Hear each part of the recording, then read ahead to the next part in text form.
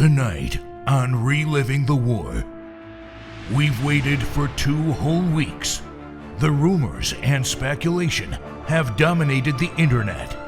The wrestling dirt sheets have failed to give us the answers. We have waited long enough. The Booty Man's ultimate plan to destroy Arn Anderson and the Taskmaster gets revealed to the world.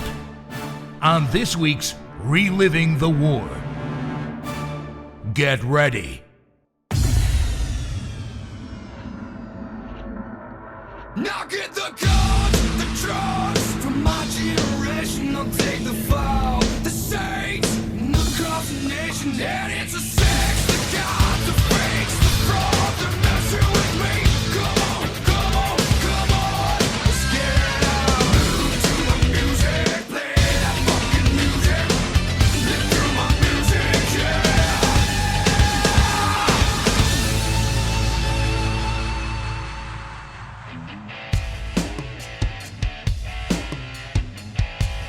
WWF Raw and WCW Nitro went head-to-head on the 15th of April 1996. Nitro was preempted last week while Raw managed to put on a decent show, so let's see if WCW can come back with a good broadcast. Nitro is live from Charleston, West Virginia, while Raw is still showing taped matches from San Bernardino, California. Let's get started with Reliving the War, episode 28. Vince McMahon and Jerry Lawler let us know that we're going to hear exclusive comments from Bret Hart in regards to his loss at WrestleMania. We're also going to get an update on the Hitman's WWF future. It's kind of funny because we see Bret driving out of the arena at WrestleMania and then we see him in Germany. It's like the loss to HBK drove the Hitman to a foreign country. On Nitro, Eric Bischoff tells us to forget that canned stuff on the other channel. The action is live on TNT. And American Made begins playing in the arena. Our first matches then are Leif Cassidy versus Marc Mero on Raw, while Nitro presents the Booty Man and Hulk Hogan versus Arn Anderson and the Taskmaster.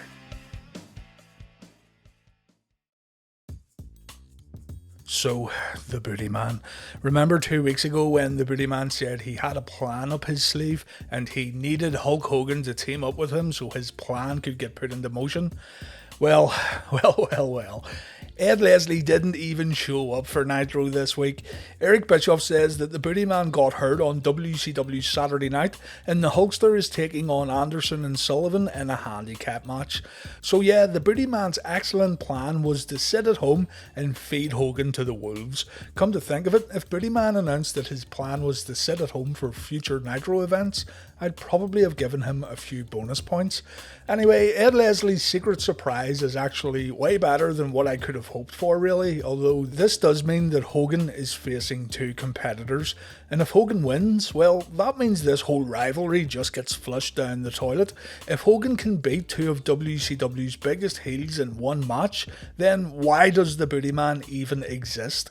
The Taskmaster and Double A start things off by destroying the Hulkster, but that lasts all of 10 seconds. Hogan fights back and he even applies 2 figure 4 leg locks within the opening minute of the match. Think about that, both opponents get placed in a figure 4 during a handicap match. Eric Bischoff explains that Hogan will get 5 minutes alone with either Woman, Jimmy Hart or Miss Elizabeth if he can win this match, but if Hogan loses, then Anderson and the Taskmaster will get 5 minutes alone with Kimberly. The bad guys take turns punching and kicking Hogan. No wrestling moves here. No bumping for the Hulkster this week, brother. The Booty Babe shows up and her appearance somehow gives Hogan the energy to fight back. Kimberly has that effect on many people, it seems. We get a brawl on the outside where Hogan delivers some of those sick chair shots that he's well known for. Thankfully, Double A and the Taskmaster get an opportunity to once again attack Hogan, so at least it isn't all terribly one-sided. Jimmy Hart also lays in a few boots just for good measure. Kimberly begins cheerleading for the Hulkster while Double A gets Hogan in a piledriver position. The Taskmaster goes upstairs for a spike piledriver, but Hogan reverses, sending Anderson flying into the Taskmaster. A side suplex follows. We see a body slam. We see the leg drop. Hulk Hogan wins. Hulk Hogan wins a handicap match without taking a single bump. The Hulkster decides to bring Elizabeth and Woman into the ring, but ultimately Jimmy Hart gets selected as the sacrificial lamb. Hart was supposed to throw powder in the Hulkster's eyes, but that spot gets completely botched. Hogan just ignores it. And look here, Jimmy Hart is taking more bumps than Hogan himself. Eventually, the Giant comes to the ring, thank God, and we see the choke slam, only Hogan no-sells it and he body slams the big man. What is going on here? This is absolute 100% domination from Hulk Hogan. Poor Mean Gene nearly gets body slammed too, but Hogan gently sets Okerlund down. The Hulkster says he's now climbing the ladder and he's coming for the WCW Championship. And the segment comes to an end. All jokes aside, this really is a fine example of why people were turning on Hulk Hogan during 1996. The Booty Man's plan to stay away from TV though was commendable. Thank you, Booty Man. Leif Cassidy is in the ring along with his tag team partner Marty Jannetty. Remember last week that Marc Mero 2 promised us a surprise, and here it is. Sable was the big surprise. She comes to the ring decked out in leather, and Vince McMahon says that Sable is one classy lady. Indeed. Leif Cassidy is doing this thing where he smiles a lot, not sure why, but it's a little distracting. Mero and Cassidy do some nice work here while trying to gain wrist control, and Mero pulls off some pretty impressive arm drag takedowns, even adding a little variety here, which is deeply appreciated after that Hogan match. Cassidy finds himself on the outside after taking a dropkick, but the cameraman has been instructed to keep the focus on Sable. Cassidy gets back in. He says the dropkick he took was great. He tries to shake Mero's hand, but this leads to the Wild Man getting poked in the eye. Leif takes the Ric Flair corner bump and he decides to stick his tongue out to mock the Wild Man. This results in Leif getting knocked off the ring apron. Mero bashes Cassidy and Jannetty's heads together. He chases Cassidy around the ring for a bit, and this leads to Marty Jannetty hitting a clothesline on the Wild Man. Cassidy brings Mero back into the ring with a suplex, and Cassidy dances in between his offensive moves, and Vince McMahon calls this dorkish and goofy behaviour. Leif continues to punish Mero in the corner. He even goes to the camera to proclaim his love for being a rocker. I'm sure he was actually dying inside. We go to commercial, and when we come back, Jannetty is attacking Mero on the outside while Cassidy distracts the referee. Mero finds himself in a full Nelson, but he gets out. We see this pretty unique head scissors takedown. Lawler calls this the carousel head scissors, a move that Mero stole from Lawler himself, and the Wild Man then hits a front flip from the ring to the outside that pleases the audience in attendance. Back in the ring, Mero hits a top rope sunset flip to score a pinfall victory. This match was infinitely better than the Nitro handicap match. There really was no competition. The Public Enemy take on the Nasty Boys in a street fight next on Nitro, while the WWF presents Bart Gunn vs Stone Cold Steve Austin. The Nasty Boys attack the Public Enemy during the entrances. Sags destroys Flyboy Rocco Rock with a steel chair, and Sags also throws a trash can into the ring that smacks Johnny Grunge right up the head. What a tremendous throw. Grunge and Nobbs fight in the ring while Rock and Sags fight on the outside. We get the dreaded WCW Nitro split screen for a moment, and Johnny Grunge gets an actual trash can filled with actual garbage placed on his head while the Nasty Boys lay in an attack. Grunge looks like he's going to be sick when the trash can gets removed. More split screen action forces you to divide your attention, but you're really not missing much at all. You do get to see Rocco Rock walk away from a guardrail spot though, because fuck it, why not? We even get a split screen with the same action getting captured on both cameras. Lots of spots are missed as the action continues. The production truck struggles to catch the action as it unfolds, proving that live broadcasts can also have disadvantages. So it's really just turned into four guys hitting each other with trash cans and tables. The match stays in split screen for way too long, and Eric Bischoff even sends a hint to the production guys to change the cameras to something else.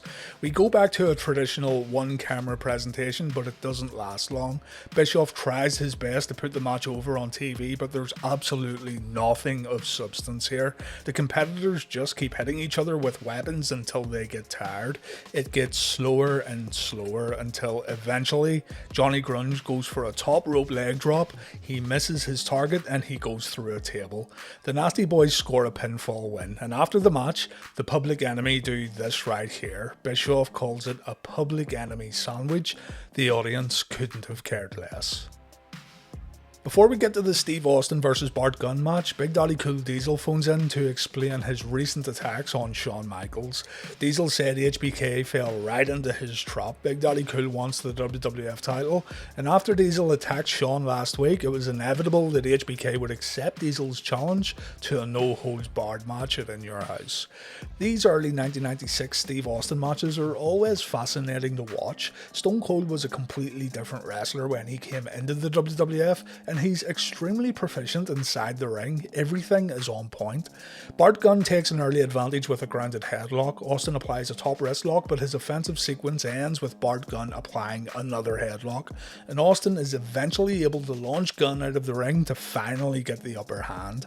Austin lays a few kicks into Bart Gunn by the guardrail. Gunn gets sent from corner to corner back inside the ring, and Austin applies a headlock after punishing Bart's lower back.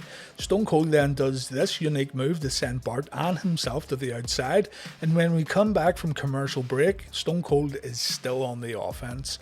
A slugfest breaks out between the two competitors. Bart Gunn gets the upper hand after delivering a dropkick. We see a back body drop and a bulldog from one half of the Smoking Guns, but Austin manages to kick out. Bart loses his footing on the top rope briefly, but he saves it with a second rope crossbody. Still not enough to put Austin away though. Gunn tries a few pin attempts, and he even tries a sleeper on Stone Cold, but it's no use. Austin drills Gunn into the ring post. We see the $1 Million Dream, and it's all over. The right guy got the win here. It was a decent match from Raw, but again, it was simply much better than what WCW offered. The Macho Man Randy Savage takes on Earl Robert Eaton while Vader and Jim Cornette cut a promo on the WWF side. We also get a sunny music video on Raw. Savage unloads on Earl Robert Eaton as Bischoff reminds us that Savage has lost everything thanks to Ric Flair and Miss Elizabeth. Eaton gets backdropped and Randy Savage rams Bobby's head into the ring post. A rake to the eyes allows Eaton to toss Savage over the top rope, and we see Fred Flintstone in the audience. Yeah, Fred Flintstone. The match gets back inside. Eaton and Savage trade blows and no one is getting the advantage. A chop block brings Savage to the mat, and Bobby Eaton mocks the Macho Man by applying the figure 4 leg lock. Bobby even waves a 4 Horsemen shirt at Randy Savage, but Savage reverses the pressure and Eaton takes a beating afterwards. The Macho Man goes for the elbow drop, but Jeeves distracts Savage. This results in Eaton trying a sneak attack on the outside, but he takes a backdrop for his efforts. Savage successfully hits the elbow drop and Savage scores the pinfall win. After the final bell, the Macho Man pushes the referee and he goes upstairs for another elbow. Some superstars try to stop Savage, but it's no use. The Macho Man hits another elbow drop. This wild criminal act results in Savage getting handcuffed by Doug Dillinger. There's even cops on the outside of the ring, and this absolute mad lad, Randy Savage, gets taken away for his own good. Unhinged, absolutely unhinged. In all seriousness though, this was the best match on Nitro so far because it was, an actual semi-competitive wrestling match. We have a bit of variety then over on Raw. First of all, Jim Cornette and Vader come out to the ring for a promo. Jim Cornette talks about the destruction Vader has caused since showing up in the World Wrestling Federation, from the attack on Gorilla Monsoon to last week's Raw when Vader took out Yokozuna. Vince McMahon announces that Vader will face a returning Razor Ramon at In Your House Good Friends Better Enemies, and Jim Cornette says that Razor Ramon has made some bad career choices, one of those being his choice to sign this match contract with the man they call Vader. You get the impression that Cornette was referring to Razor's decision to join WCW here, but who knows. Cornette says that Razor Ramon will never forget April 28th, and Razor Ramon will never forget that the WWF assigned the bad guy this match with Vader. The promo ends with Vader telling everyone it's Vader time, and yeah, that's it, no complaints. A music video then airs. It's basically Sonny's entrance theme along with footage of Sonny doing Sonny things rings, I guess. I'm sure many a teenage boy had this video wore out on their VCR back in the day. Honestly though, the song sucks, but I'm sure nobody watched this for the music. Maybe it's a useful video, but it's still a point for Nitro. Savio Vega gets an Intercontinental title shot against Goldust in our Raw main event, and we're also going to see what Bret Hart has been getting up to since WrestleMania 12. Over on Nitro, we have Sting and Lex Luger taking on the Giant and Ric Flair. Bit weird seeing as how the Giant and Ric Flair were battling each other just a few weeks ago, but let's see what happens. Flair again goes after Deborah McMichael, who's sitting at ringside, and doesn't Deborah look really different here? The tag champions come to the ring, and yes, the tag titles are on the line. Flair goes after Sting, but the Stinger can't be kept down tonight. Look up at the audience and you'll see a few fools getting put in the torture rack. A shoulder tackle and double leapfrog sequence ends with Flair taking a press slam. A second press slam is nearly messed up when the Stinger launches Flair over the top rope. This could have been better if I'm honest. The Giant throws his partner back into the ring as Luger gets tagged in. Flair again gets tossed out of the ring. It looks a little cleaner this time. And again, the Giant throws the Nature Boy back into the ring. Flair is pissed off at the Giant. He runs out and he chops his tag partner across the chest, and then he runs back up the entranceway. We go to commercial break, and when we come back, it's like nothing had happened. Flair is taking punishment from Luger and the Giant is back in his corner. The Giant gets tagged in and Luger gets destroyed. The big man steps on the total package before tagging out, so there seems to be harmony here between the Nature Boy and the Giant. Luger gets tossed out of the ring and Woman rakes Luger's eyes. The Giant brings Lex back into the ring and Flair continues the punishment. It's very strange seeing Flair in the driver's seat for so long. Normally Flair is bumping around the ring for other people, so this is a nice change. Quick tags by the Nature Boy and the Giant results in the heels maintaining the advantage. The punishment in the ring reminds Mongo McMichael of how he used to abuse his little sister's Barbie dolls. I'm not kidding, he actually said that. Luger finds himself in the figure 4 leg lock. This is the 4th figure 4 we have seen this week on Nitro, by the way. Woman lends a helping hand and Nick Patrick ends up in a pushing match with the Nature Boy. In the end, Flair proves to be his own worst enemy when he goes to the top rope, leading to Luger launching the Nature Boy straight to the mat. The Stinger finally gets tagged in. We see a lot of fire as the Nature Boy takes a beating. The cameraman gets wiped out after the Flair corner bump, and then we see a picture-perfect superplex from the man called Sting. This match comes to an end when Sting goes for the Scorpion Deathlock. The Giant and Luger begin fighting in the ring as the hold gets applied. Woman sneaks up holding a cup of coffee. She goes to throw it on Luger, but Lex ducks out of the way. The coffee goes all over Sting and the referee calls for the bell. It's a DQ finish. The Giant destroys Sting and Luger after the bell, and Bobby Heenan says that Luger knew exactly what he was doing here. This was a setup by the total package. A solid enough main event from Nitro this week.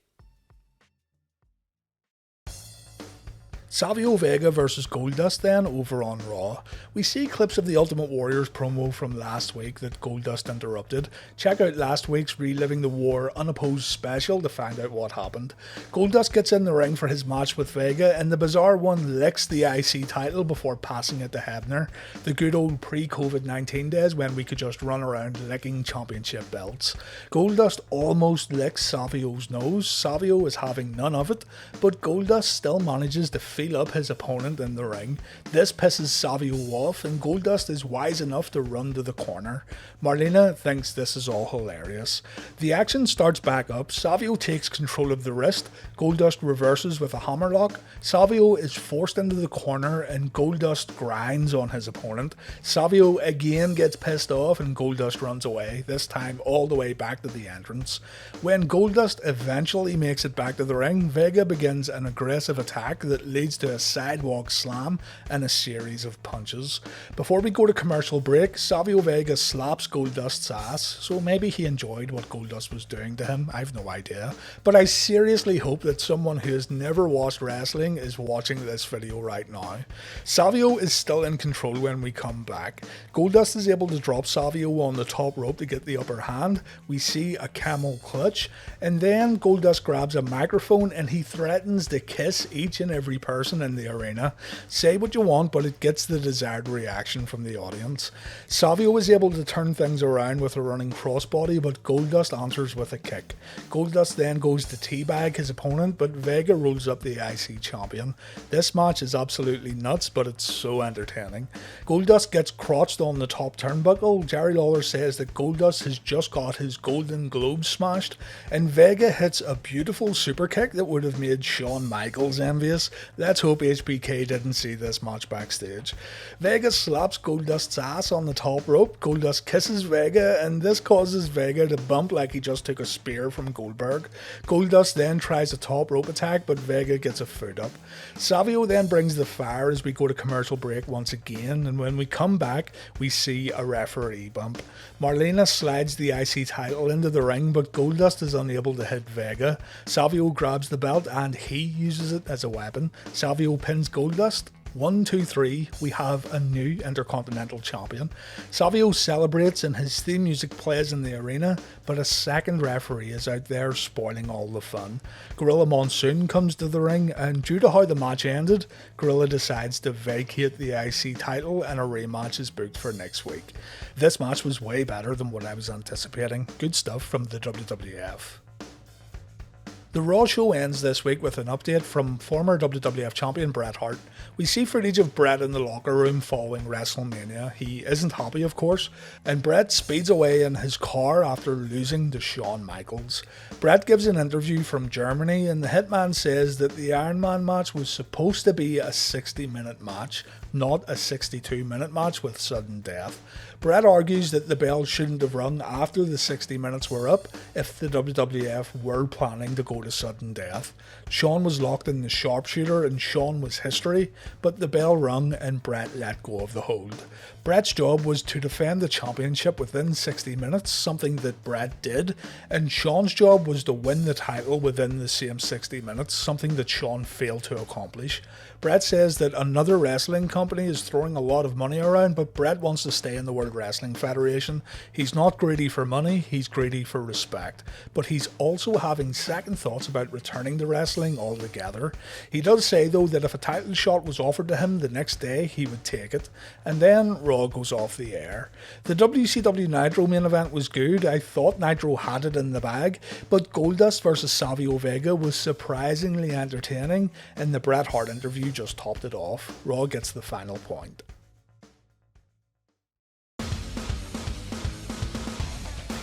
Hulk Hogan having Superman matches against two heels won't win him any points here on Reliving the War, so WCW dropped the ball at the beginning of the show.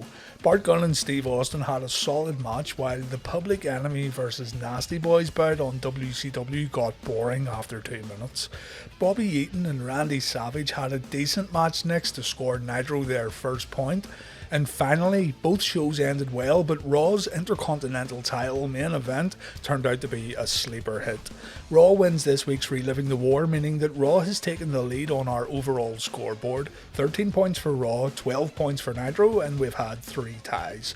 Raw also got the win in the television ratings, gaining a 3.1 over Nitro's 2.8. The repetitive nature of WCW shows were getting more and more noticeable, as Nitro wouldn't get another ratings win for over a month. The Savio Vega vs Goldust rematch kicks off next week's episode of Raw, and we also get appearances from Vader and Mankind. Next week's WCW show features the Nitro return of Eddie Guerrero, and we also get a main event rematch, Flair and the Giant vs Luger and Sting. I hope you join me next week, and thank you for watching.